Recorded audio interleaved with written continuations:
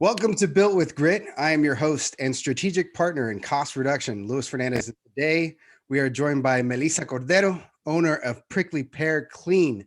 But before we get into that, if you're a fan of inspiring people and informative content, then you come to the right place because that's all we do. So go ahead, blast that like button. And with that, Melissa, how are you doing, my friend? I am doing well, Louise. How are you? I'm also doing very well. We do these at the end of the day. And so this is kind of like a nice chaser to everything else that's gone on. And I enjoy these conversations. I like to tell folks that every product or service that we buy and we exchange money for, behind it, there is a ton of heart.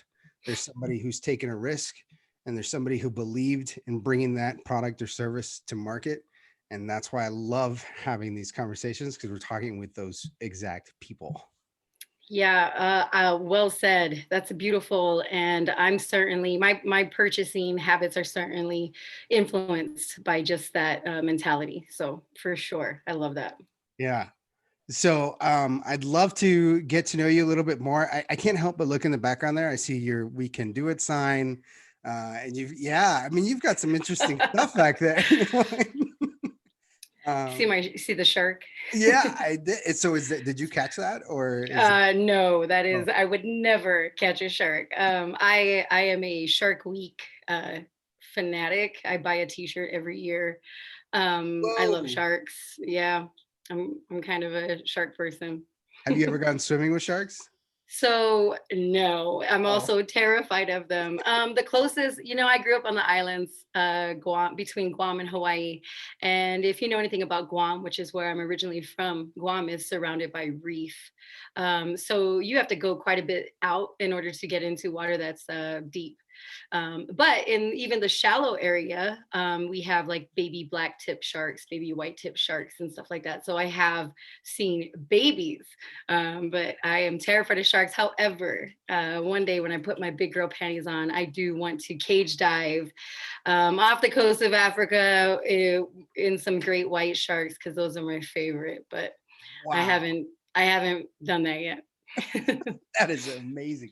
Yeah, So my dad was in the Navy. Uh, awesome. I've met quite a few people from Guam, as there's a base there. So, uh, Hmm. but I've never personally been. Oh, if you ever get a chance to go, Guam is very unique in culture, and it's a beautiful island. So if you get a chance to go, it'll be different from any other island stop you've ever made. I promise you that. Okay, why is that? One, like I said, the culture is very unique, right? So we've had Guam is 32 miles long, 15 miles wide, something like that. You can drive around the island in one day. But Guam has been invaded several times. So our culture is a beautiful mix of Asian cultures and Spanish cultures. Our numbers and our language. You can see a lot of that influence in it. And if you've ever been to Hawaii, or if you even know, say, the Mexican culture, our culture is very similar to that. It's all about the food, it's all about the family. So it's beautiful, but it's different, because we're not either one of those things. We're essentially Micronesian. That's awesome. You know what? We're gonna put it down on the list. Let's see. When I go, I'm gonna tell you about it. Put it down. And I will tell you this right now, you will not have better barbecue in your life. And I will challenge anybody to that. I know that's a big brag, but we have the secret sauce to the ultimate barbecue. And I challenge you, come to my house, I'll make it for you. It's second to none. So you're in Tucson right now, right? I am in the dirty tea. Uh, That's the- right. And I absolutely love it here. When I first moved to Tucson, I was not a fan. I lived in Vegas for 8 years before I moved here, so it was a culture shock for me, the slow pace. But as time went on, and I started to make good friends and be a part of the community, everything else like that, I now when I leave Tucson, like halfway through my trip, I'm like ready to be home. So I definitely see it as maybe home number four. So it would be Guam, Hawaii, Las Vegas, Tucson okay, for so let's me. talk So about that journey, because I'm curious. How do you go from Guam to Hawaii to Vegas to Tucson? Awesome. So I was in the military for 8 years. My father also served in the military, but again, we're originally from Guam. My dad made it a point when he was serving in the army to try to keep us in Hawaii as long as he could, because we started intermediate and then we were in high school and so on. So he didn't want to move us because a lot of military kids have to endure that, and we had family there and everything else like that, and it was very close to Guam, so we made it out to Guam quite a bit. um yeah, and so then I joined the military after I graduated from high school, and then I ended up eventually in Tucson. So what did you were okay, so were you in the Air Force then? Yep, I served 8 years in the Air Force. Started off as a cook, and then I went into civil engineering, heavy equipment operator with Nice. Red Horse, actually a very highly rapidly deployable unit, and we did deploy a lot. What aircraft is that? So Red Horse is actually the name of a squadron. Mhm. So you familiar with the Navy? So if you're familiar with the I was also Seabees. in the Army, so Oh, myself. okay, so combat engineers then. Yeah, I'm familiar. Yep. So that's kind of what Red Horse was. Okay.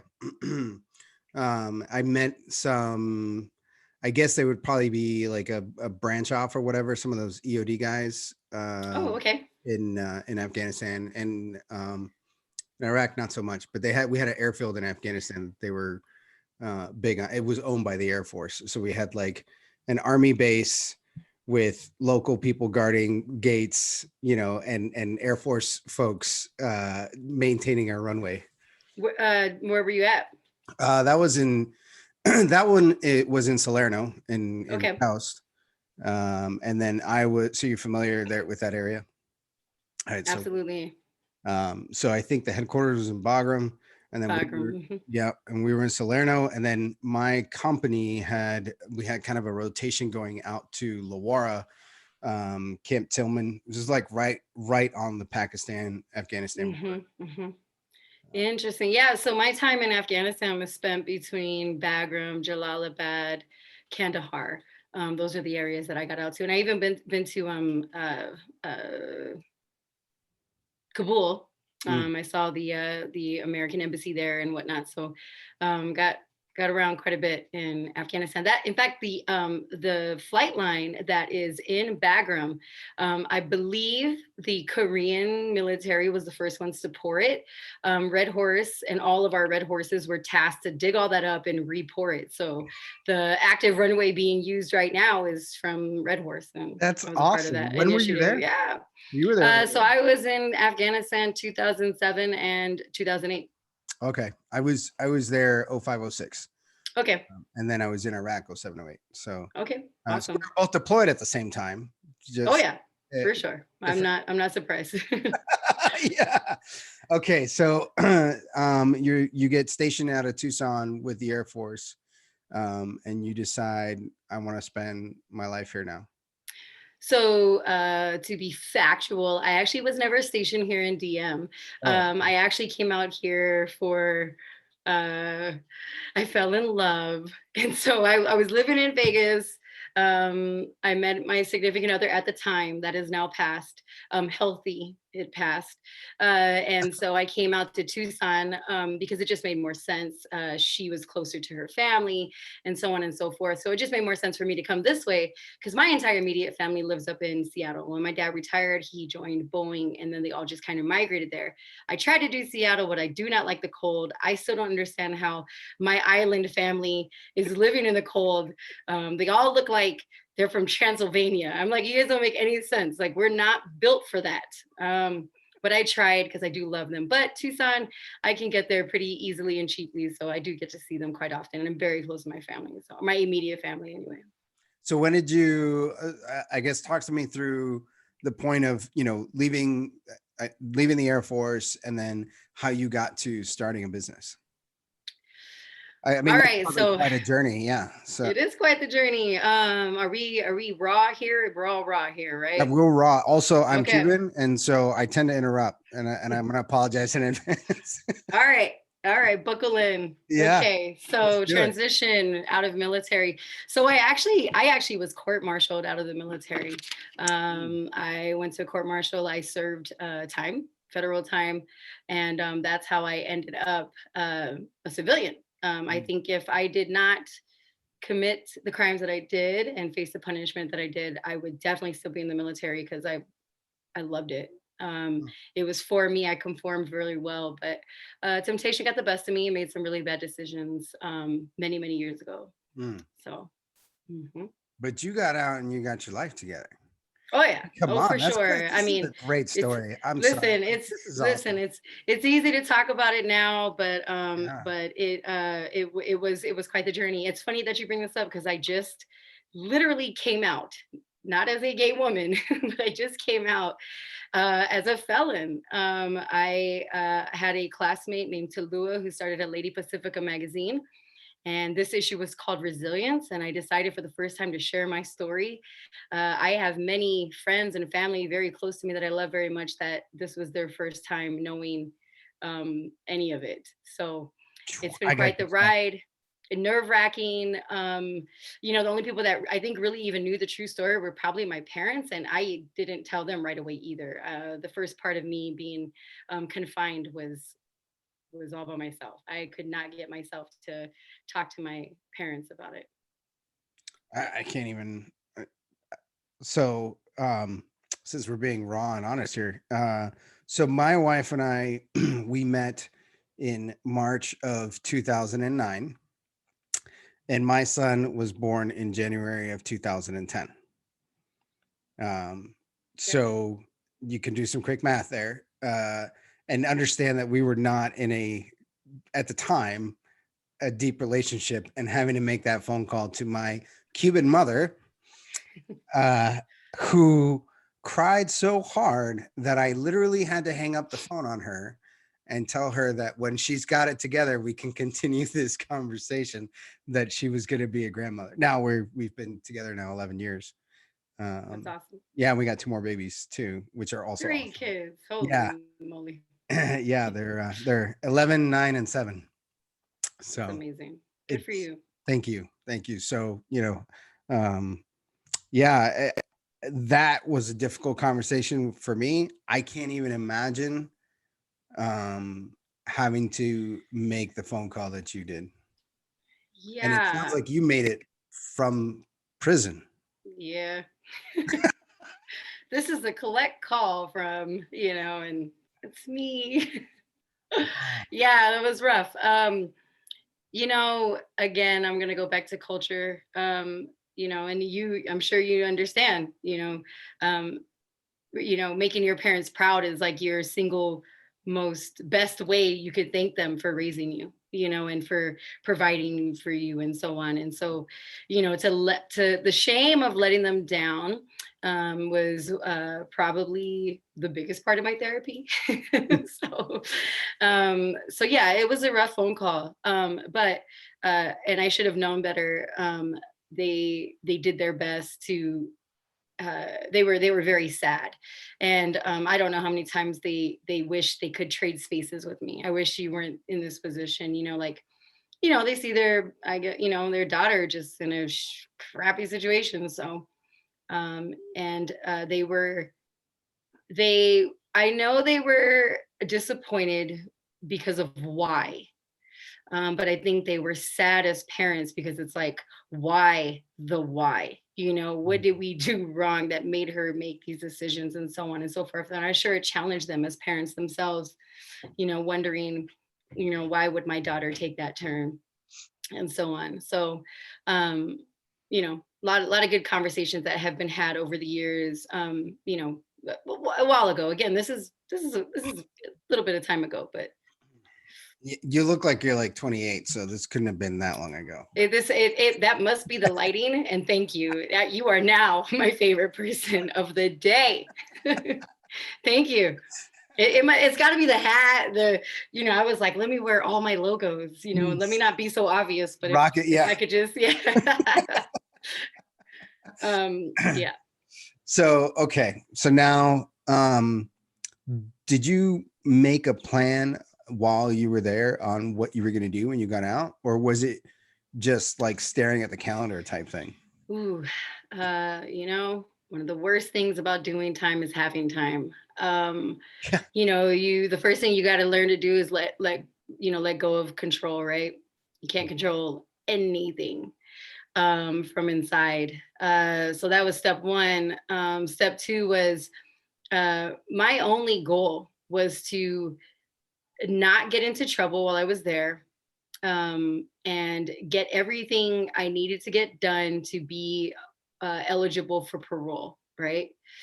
So that was the number one goal. I was there. I really couldn't focus on much else. And it was too hard to look at the future while I was confined, Mm. because I knew I would be in front of friends and family.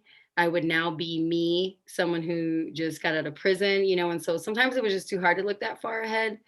So it was just like, what can I control now? The only thing that I could control was good behavior, doing all of my requirements so that I could get parole. I just so get myself together here for a moment because I'm trying, I'm empathizing with this situation. For sure. And thank you for being so generous with your story. Well, Luis, for the longest time, I've always lied at that question. Why'd you get out? And my answer was always too many deployments. I wanted to start my life, which that wasn't true at all. I actually loved deploying. I was single. I loved, just being overseas. I made good friends. I liked the mission out there. I loved heavy equipment operating. I was like the perfect person to send overseas. I Mm. didn't have anything holding me back, back home. I wasn't married, just the perfect person to go out there and put those long hours in and be completely content. And for me, it was being a part of something bigger, and yeah, it was an experience out there. Yeah. Yeah.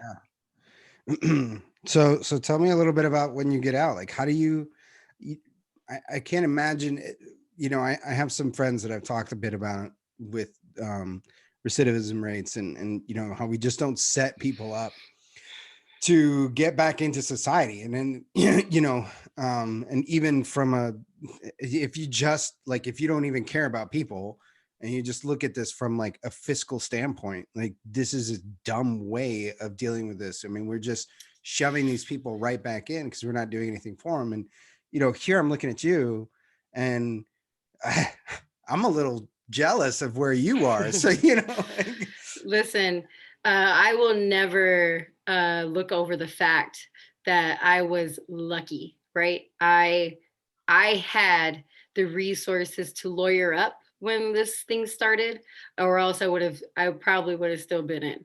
I had a family that was able to help me out when I wasn't making any money, and I had friends that were willing to help me out. I had a very good support system, and I didn't have anywhere near the same circumstances that majority of the felon population faces when they are separated, or when they're not separated, sorry, when they're released, right? And the biggest problem with this prison rehabilitation that they call it is that it really doesn't exist. The funding is not truly there. The issue that causes a person to do bad things is never truly addressed, and they never really heal. So they get back out. They don't have a lot of options, job placement, housing placement. And then parole and probation and everything else there after the fact is so unrealistic.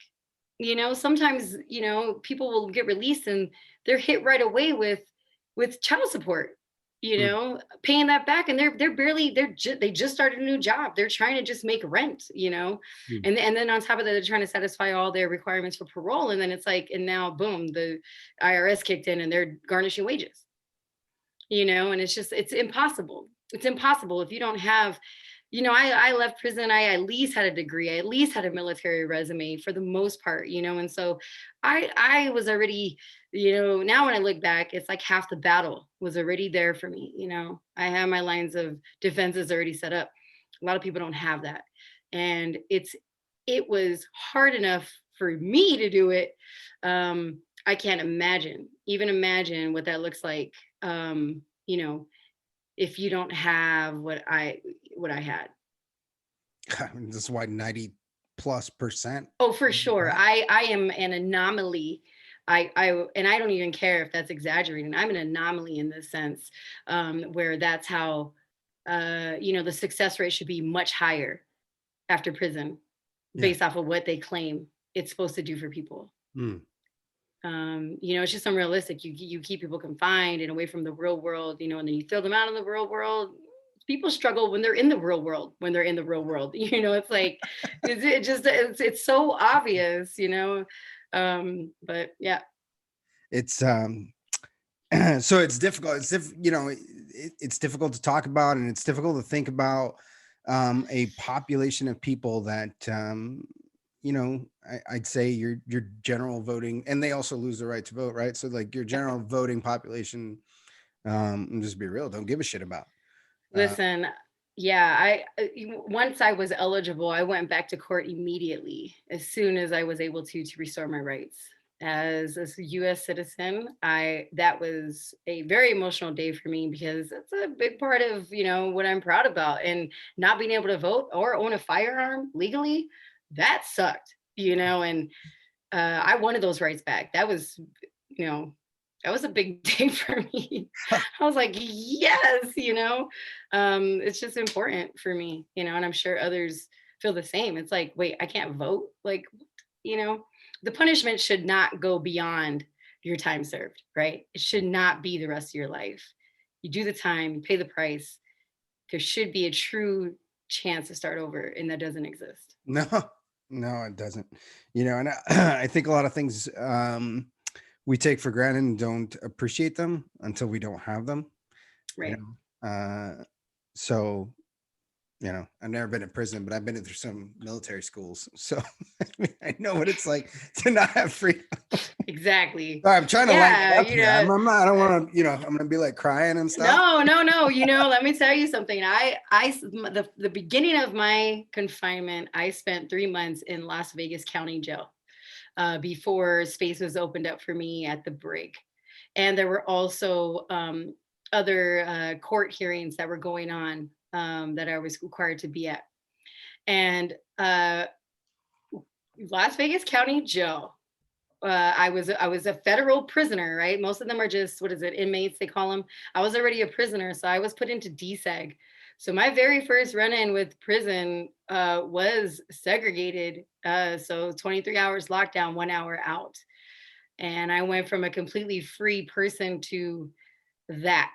If the guard on duty was not by the book, he would let me. Um, he would let me socialize. So the side that I was kept on was the side that would be people in wheelchairs, pregnant women, people who are detoxing, or people who they couldn't stay in general pop for, I don't know, safety reasons or whatever, right? And so if the guard was nice enough, he would let me out and let me at least socialize a little bit. But that wasn't always the case. And so that was my first experience out. When I was transferred to the brig was like Disneyland. It was everything I was already used to.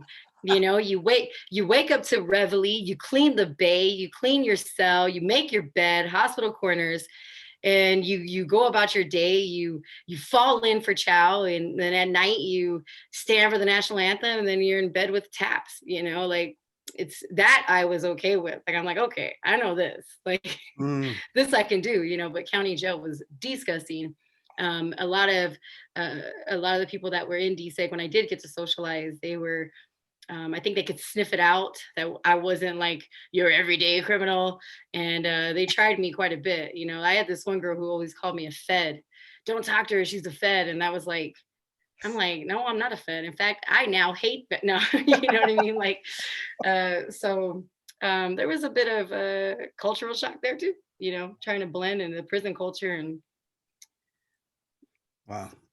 So I mean, you didn't come here to talk about your time in jail, and no, hey, you know what? I appreciate you asking me. It gave me an opportunity to actually say it out loud instead of just writing it. So kind of cool. well, I mean, I'm floored by you being so open and honest. I have to be. We gotta. The only way we're going to unwind the things that we look at that are taboo is we gotta write about it. We gotta talk about it, right? Silence will just let those things thrive.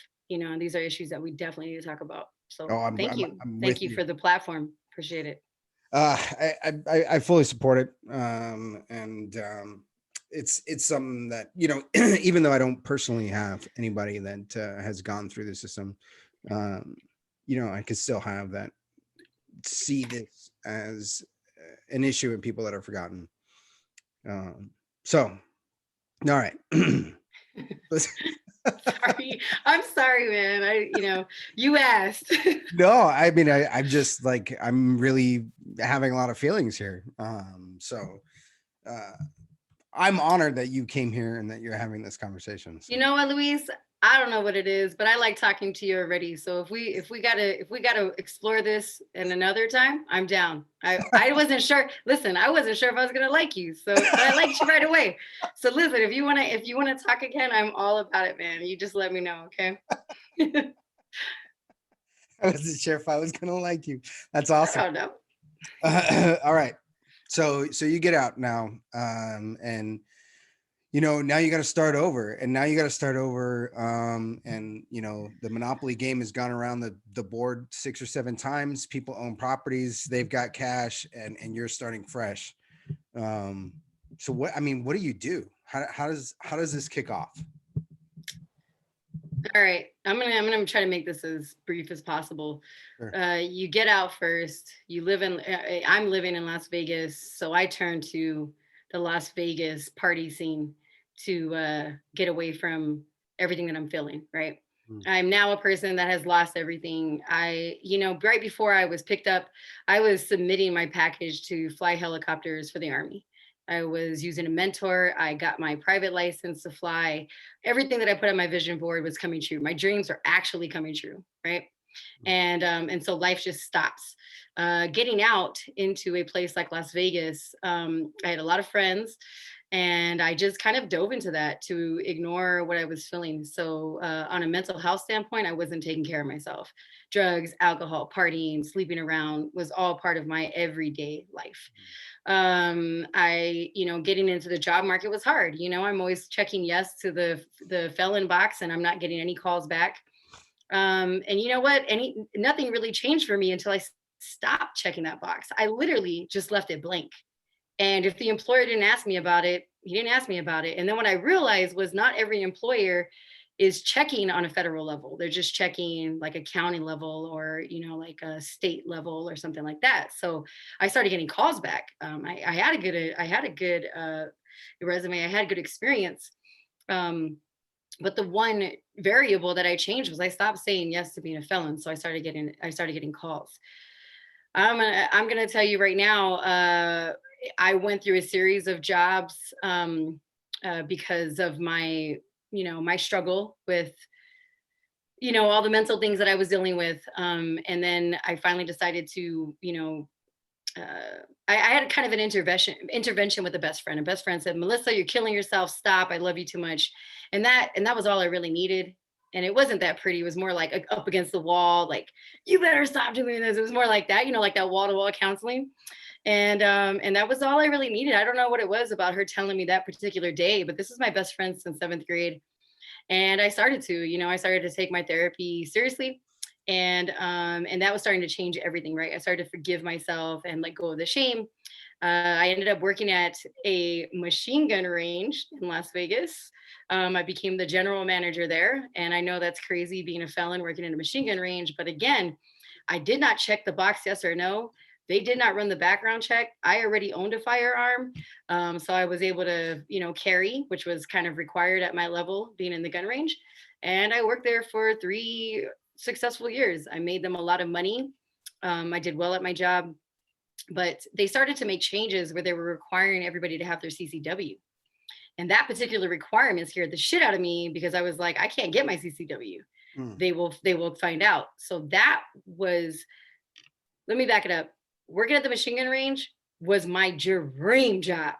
It was amazing. I loved it. I made more than a livable wage. And it was everything that I loved about Vegas, but in a more healthy environment, right? It was guns, girls. It looked like a nightclub. I was in the entertainment industry. It was amazing.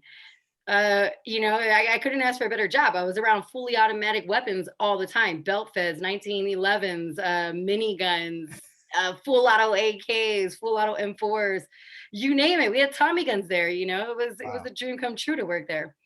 Um, and when they started making changes and changing those requirements, I was like, I can't be here. They're going to find out. I can't let them know that I've been this liability this whole time. So it's like, once again, living a lie. So I left Vegas. I fell in love. I met a girl. I fell in love. Moved to Tucson. And Tucson proved to be one of the toughest job markets I've ever had in my life. Hmm. I worked at a construction company operating machinery, not a company, like a supply company. So I was working in the warehouse, operating Hmm. the forklift and stuff. Loved it there. And then I started teaching. So I teach actually at Brookline College currently as an adjunct instructor. So I teach both in business and I teach in psychology. And I started doing some teaching. At that time, it was at Brown Mackie College. So I eventually left Brookline. Then I started working for my girlfriend's father's company, and I had a hard time meshing family with the job. Also, I guess I just didn't really get into the consulting as much as I thought I was gonna. So I found myself. I said, you know what? I'm not gonna be unhappy. I quit. I started driving Lyft, and I did it for 2 years. That almost put me in the same bucket of shame that I was in when I went to prison. Not that anything's wrong with that. It's a great substitute to income, but for me, it obviously wasn't where I wanted to be, right? Yeah. So one day, this is gonna be crazy. I'm in a Facebook hole, right? Well, You hold know, on, hold on. You just said this is going to be crazy, right? Like at this point now this is going to be. I'm not sure that you're going to top it, but okay, try me out. I probably won't. I think I peaked too soon. I need to work on my delivery, right? I need to like start and then be like, boom, like I might have peaked too soon. You're probably right. But I'm gonna try. I'm gonna give it a hell of a Let's shot. do it. So anyway, I find myself in a Facebook hole, right? And you're just like, it's like story after story, article after article, and boom, 3 hours go by. I stumble upon this article. This woman was talking about how her husband left her after like 20 years of marriage. She didn't get a prenup. She quit her tech. She had a background in computer science, I think, or whatever. She worked at a tech company. She left that to raise her kids and support her husband, kind of a typical move back then. But he left her with everything. And she started a cleaning company, and she turned it into a six-figure company, sold it, and now she's back in a tech, right? Hmm. And so I was like, holy shit, sorry. I'm sorry about that. Nah, whatever. I was like, you know what? I love cleaning. Everybody is annoyed by me and how clean I am. I grew up in a very clean home. My dad was also military. Everything was flushed and neat and clean. And every day we had chores. We were very regimented. And I took that same uh, habits into my normal life. And I was like, I love cleaning.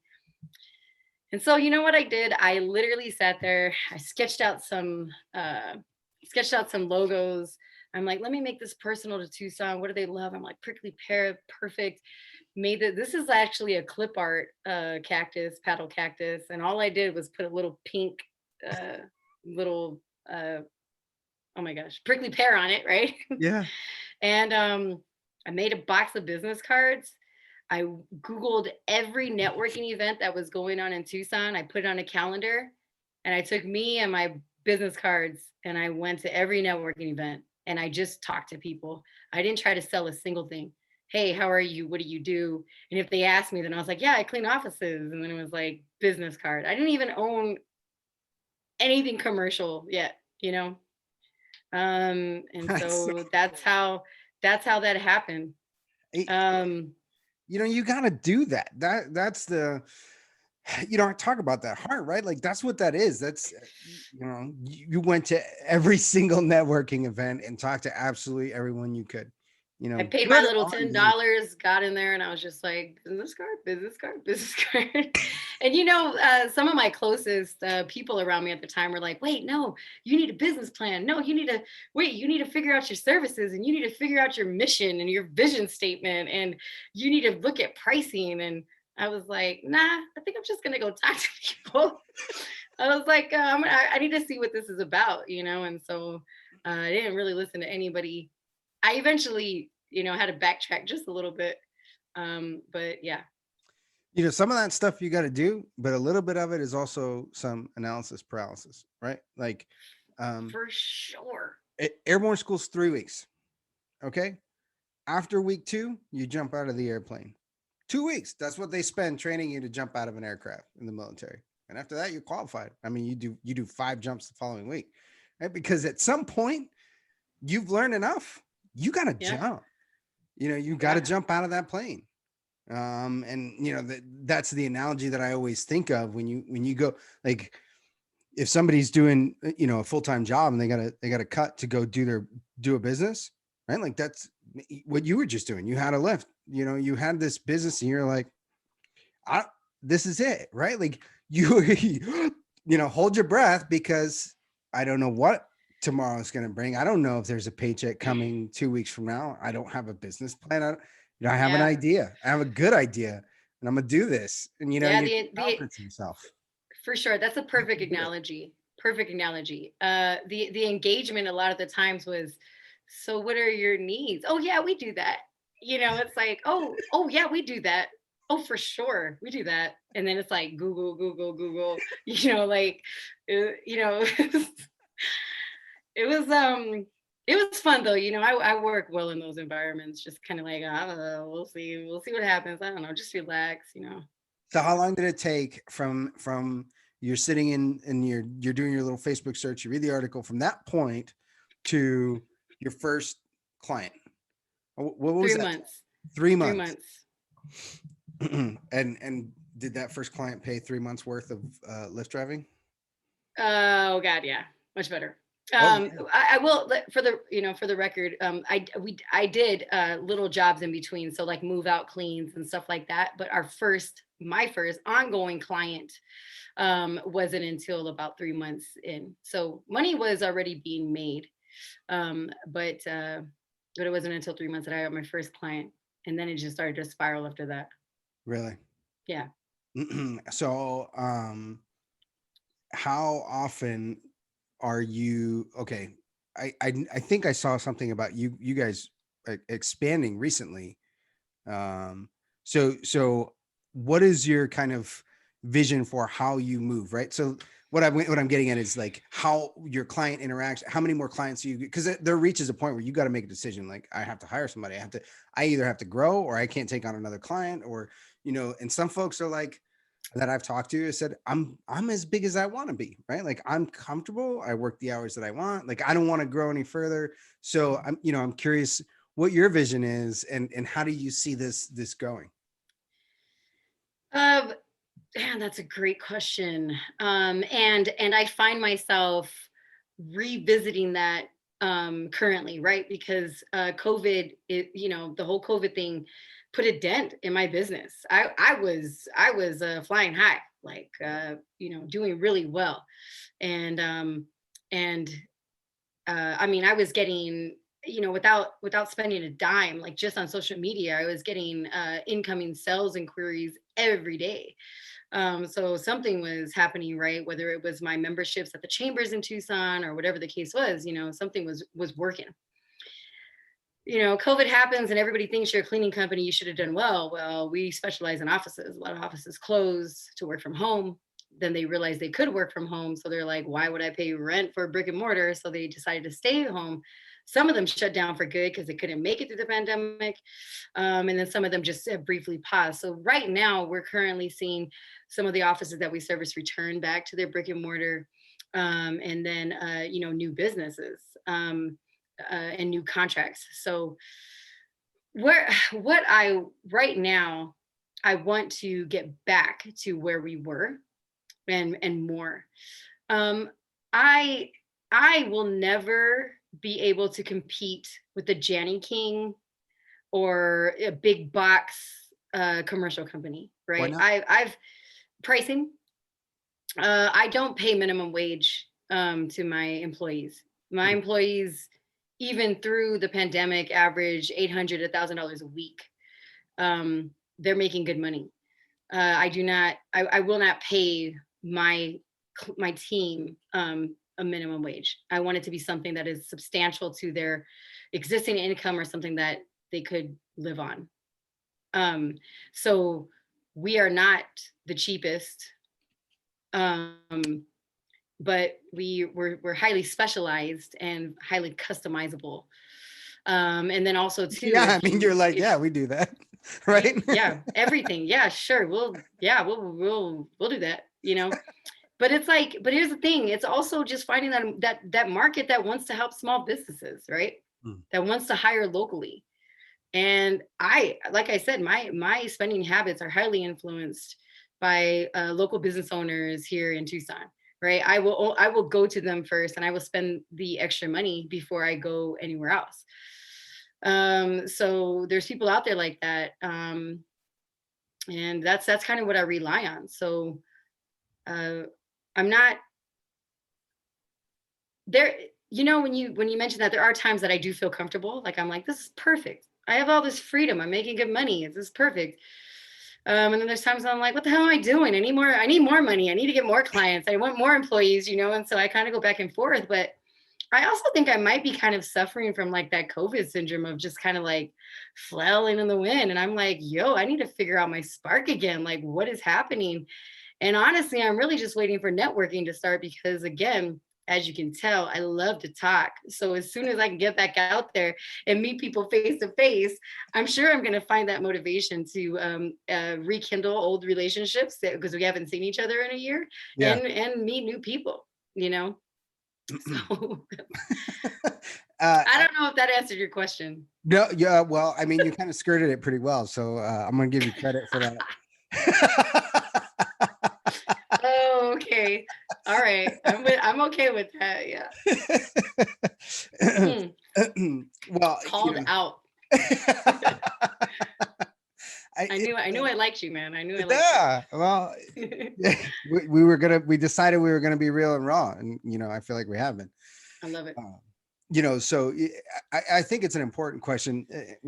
These are kind of moments in a life cycle of a business from the inception, right? So and that's the first one of I'm going to do this thing, and how am I going to do this, and how I'm going to make this dream be a reality.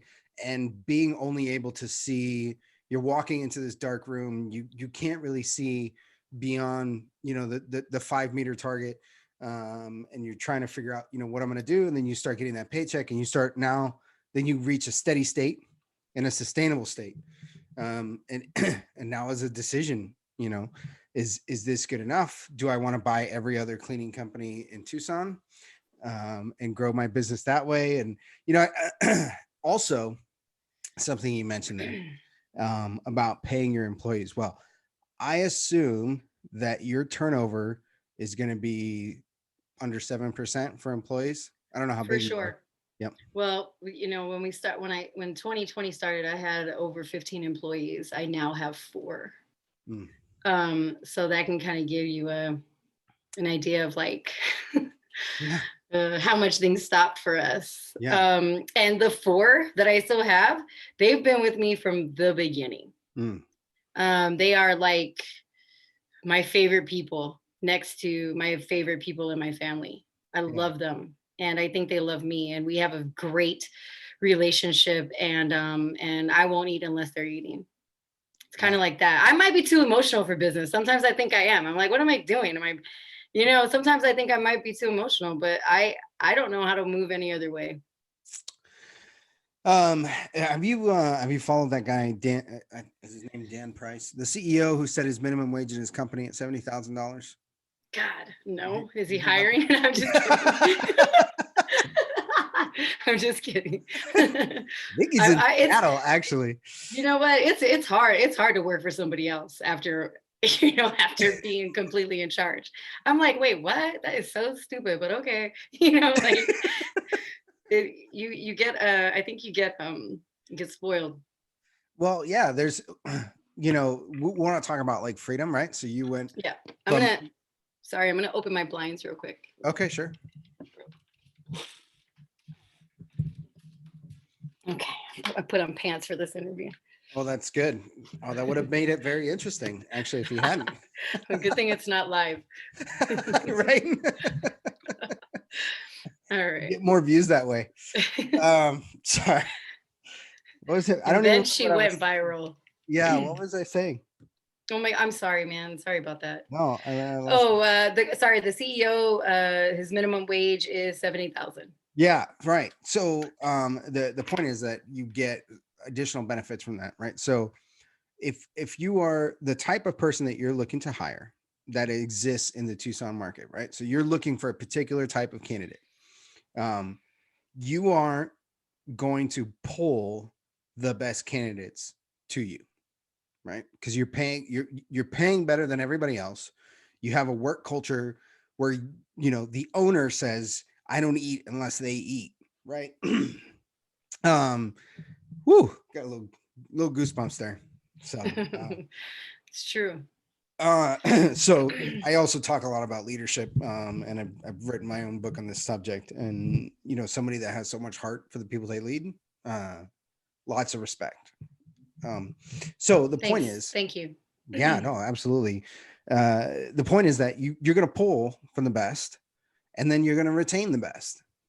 So when you say, yeah, we can do that, I think you should stop limiting yourself and saying that you can't compete with whatever this corporate BS, right? Like, you're offering a better service and a better product with a better value, right? Like, Apple is not competing with the little, I don't know, I can't even think of a day song or whatever it's called. They're not competing with that, right? Like, if you want the Yeah, best computer, that's what you're going to pay for it, but you're going to get the best computer. right. God, I love that. You're gonna pump me up, man. You're gonna pump me up. I think where my discouragement comes from is I've had again, a lot of my market, a lot of my clients are from the business groups that I belong to, right? The majority of my business is driven there. Um, and sometimes they are very open. So they will show me the bid from a Janny King or a Janny Pro or whatever it is, right? Right. And it's like a kick in the gut, when I'm over here bidding, with this minimum wage in mind, and I see them come in $300-$400 lower than me.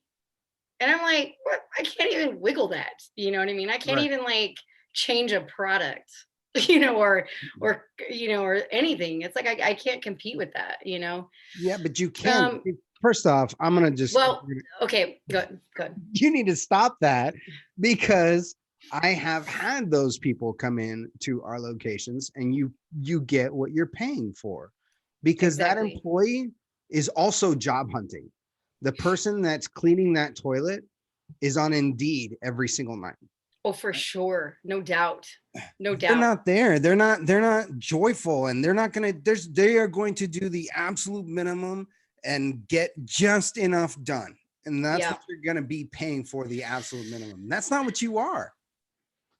Listen, good cleaning, I gotta find the person with disposable income, right? Uh, and it also depends on what kind of person is leading that building. Do they care that much or not? Don't get me wrong, I'm not going to argue this with you because you're freaking right, man. You are right. And I love hearing it, and thank you. Like, no doubt you are right. Absolutely. I'm going to take that, and I'm going to swallow it. Yeah. Look, So you're right, Lamborghini doesn't give a shit what Toyota's doing, for sure. For and they're sure. not gonna say, "Oh, we'll never be a Toyota," right? Like, we're not competing. We're in we're in different markets, right? Yeah. Treat it that way. Like I I said, love I've that. been in those offices, man. When you sit down and then you're like, there's no freaking paper, like, Yeah. Yeah. No, hey, thank you for telling me that. yeah, absolutely. And so let's get in, just for somebody who's like an actionable advice. I'm struggling with my thoughts because I'm going faster in my head than I am with my words. Um, Talking about your get started, you're going to all these networking events. So somebody who's in that sort of space, they're launching a business, or they're just getting a business to growing it. And it sounds like you've been very effective with the networking groups. Uh, are you comfortable sharing what groups you're in and which ones you recommend? And if somebody is looking to, they're getting started, and maybe we'll close out with some strong recommendations and actionable advice. And then I can say in the beginning, like if you don't listen to the end, you're going to miss this solid gold strategy Melissa drops. For sure. Oh, I am currently an active member of the Oro Valley Chamber of Commerce and the LGBT Chamber of Commerce, Better Business Bureau. Also, I have yet to renew my membership with Tucson Business Network, and I'm missing one more, Tucson Business Network. Well, it doesn't matter. Those are my three favorite ones to go to: Oro Valley Chamber of Commerce, LGBT Chamber of Commerce, and Tucson Business Network. They are amazing. They bring in a good amount of participation. It's like, and it's like way cooler than going to the club. Not really, but it's something to do on the weekday. Like There's if usually, you're a business owner, it is way cooler than going to dude, the, I you love spend money networking at the events. club, you know. I cannot wait to networking events come back. That was like one of my favorite things to do. So yes, those are all great, great organizations to be a part of. The leadership in each one of those organizations has been amazing. I love their interaction and follow up, especially when I was a young business owner. When I first started Oro Valley Chamber of Commerce, his name is Martin, and he immediately he sat down with me, he earned my membership, and then he went to work right away. In fact, he gave me my first client before I became a member, actually, if I'm telling it all the way. And so it's just, it's amazing. People, I don't think they always see the value in being part of the chambers, and then also the value of just meeting all your business owners in your communities. That's powerful. You build those relationships, who's doing what and who's going where, and it just kind of like gives you this utility belt, and this, oh, I know him, hey, he would be perfect for you, and being able to tell people that. And the networking just goes beyond, beyond, beyond as we continue to see each other at these networking events. I love the spirit of business in Tucson, and I hope I'm not a unique situation, because people were so willing to refer and help me build and give me all this free advice. And now, anytime somebody, even my own employees, I have an employee right now that's trying to start his own hair salon, and I'm like, what do you need? Ask me all your questions. Like, I want to help, you want to pay it forward. So I always call it that, the spirit of business is Tucson. I love it here. It's everybody's amazing. So That is truly outstanding, and I'm thinking about these nuggets that you've kind of dropped all the way through, believing in yourself. When you're having conversations, just let people talk, let them tell you about themselves, just wait for the opportunity for them to ask you, because man, is that annoying. I hate that when it's just like, listen, the more I can get somebody to talk about themselves, the better that situation is going to be. Like, you keep talking, man. You tell me what's good and let me find something that we can relate on. Oh, that's gold, right? When you yeah, find the little fruits, the low hanging fruits. Oh, you like that too? Me too. It's like, keep talking, keep going until, you don't want to anymore. And then hopefully, I've had people who will talk about themselves for 20 minutes and not ask me a single question. really. So that's happened. But the moment that they do, they feel comfortable already, and they feel like I care, which I do, Yeah. but and I do care, but you know what I mean? Like, I love that sales approach, and I'll use it anywhere. Yeah, and then the chambers that you join, right? So for somebody who's not from Tucson, you've got the city proper, and Oro Valley is, I mean, it's part of the city. It's just kind of a suburb, right? So you went Yeah. down to a small chamber, and I'm not sure how big the LGBTQ chamber is, but Smaller. I assume that it's small too, right? So Mhm. niching down and going into two small groups that are really going to care about you, right? You're not Yeah. joining this big, massive organization. I mean, they're not small organizations either. I've looked at the Oro Valley Chamber as well, but I'm not there. I'm in Vail. Uh, Oh, okay. I know a couple people out of I've done some work yeah. up in that area. Yeah. So, Yeah. so I love that. I love the networking. I love the business groups. I love believing in yourself, um, and then just doing it. Just freaking take action. And damn, if you didn't do that, that's awesome. Just my real quick brag. I grew pretty quick. Never, not a single loan, not a single credit card. Zero debt business, and then we won Small Business of the Year in 2019. And I was in the same pool as a smart car, or like some ones that I was like, how is that even a small business? I'm like, I can't compete with them. Like, what is that? That's a big business. They have cars everywhere. That was a cool moment, and that drove a lot of business after that. That was the launch pad for us, and that was out of the Oro Valley Chamber. So That's outstanding. yeah. So, do you have any, closing advice or for anybody that has given us an entire hour of their lives, which I feel like they, if you really, whoever starts this thing, they're probably going to stick around if they make it past the first 10 minutes. Because man, you have an amazing story.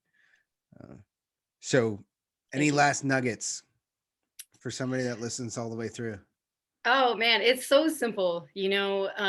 Just stop listening to people and listen to yourself. Give yourself degrees of freedom and just take the risk. And if you need somebody to pump you up and to like talk you into it, call me. I promise you I'll be your biggest cheerleader until you get going. um just listen to your gut, man. If you're circling around an idea over and over again, it will always just be an idea until you start taking action. So, and I'm telling you, the moment you start investing in your idea, it becomes easier and easier. And next thing you know, it's the bigger part of your day, and you're doing it. So, and again, I will pump you up. So you just got to do it, man. That's awesome. I don't know what else to say. Awesome. Thank you so much. And for everyone that made it to this point, you are welcome for this amazing story. Thanks, Louise. You're amazing. Like I said, I was like, who's this guy? No, thank you so much. I got a chance to look at your YouTube, and I can't wait to have some downtime so I can go through some of your other podcasts. I love the people that you're reaching out to, and some of them I'm already interested in hearing their stories. So I saw that you had a ranger on there. I kind of like got the first 5 minutes. I'm like, man, I want to hear the rest of this. So awesome. Thank you for inviting me to this. It's really, really cool. Thank you. Thank you for coming.